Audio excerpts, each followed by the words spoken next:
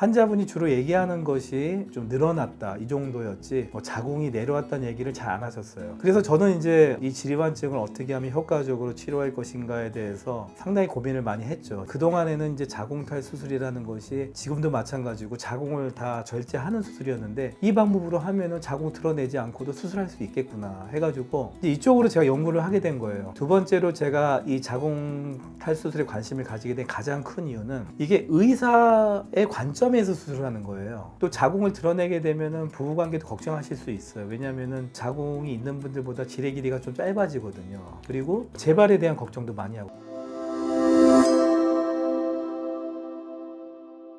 안녕하세요. 산더리의사 원영선입니다. 제가 그동안 많은 그 자궁탈에 대한 수술 방법, 왜 이렇게 수술하는지, 여성 통증은 왜 발생하고, 그리고 많은 환자들이 이제 치료가 된 여러 가지 그 케이스들 이렇게 설명드렸는데, 원래 산부인과 의사 선생님이신데 어떻게 하다가 자궁탈 수술을 전문으로 하고 또 여성들의 그런 통증을 치료하는 의사가 되었는지에 대해서 사실 환자분들이 물어보시진 않아요. 그런 증상을 갖고 와서 다시 한번 확인을 하시고 치료가 가능한지 물어보시고 치료를 진행을 하게 되는데, 그러나 제가 곰곰이 생각해 봤는데 그래도 거의 30년 차가 된 산부인과 의사로서 환자분들이 그래도 이제 궁금해 하실 수 있겠다. 이 치료 방법을 개발하게 된 여러 가지 이유가 있거든요. 이제 그런 것들을 좀 한번 좀 설명을 드리고 싶어서 오늘 오랜만에 출연을 하게 됐습니다.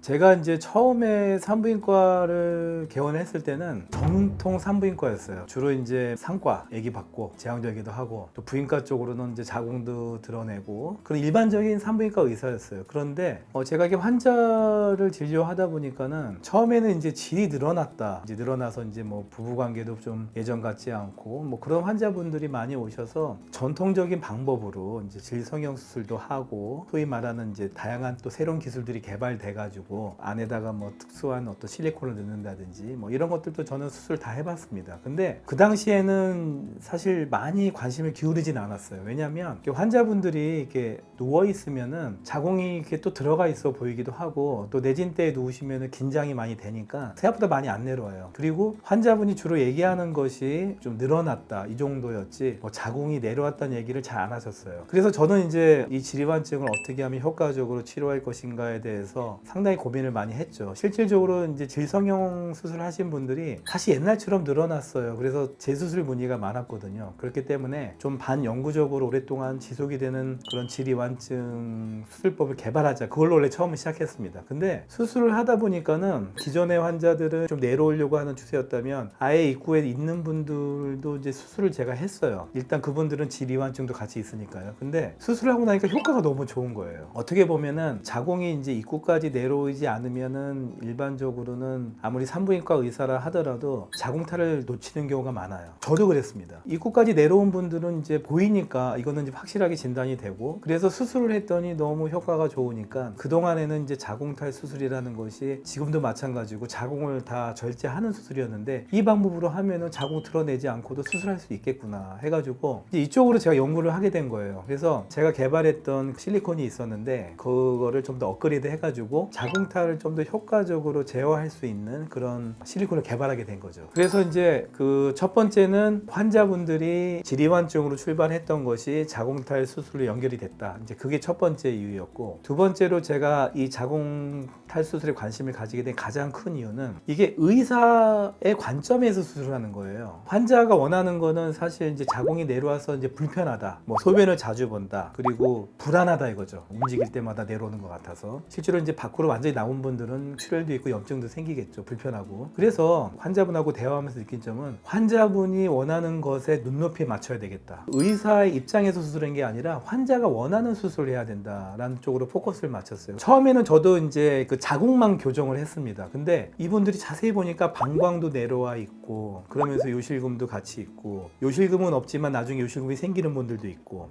그리고 직장류도 심하고, 그렇다면은 결국은 환자들이 예전처럼 편안하게 생활할 수 있게 하면서 한 번의 수술로 끝내야 된다는 것이 그분들이 원하는 바였고, 물론 시작은 이제 질이완증을 치료하는 개념을 시작했지만 지금까지의 어떤 그 수술 방법을 개발하게 된 가장 큰 이유는 환자가 원하는 거를 맞춰주다 보니까, 환자분이라면은 이렇게 원하겠구나. 실질적으로 환자의 입장에서 계속 연구를 하다 보니까 지금의 수술 방법이 정립이 되지 않았나 이렇게 생각을 합니다.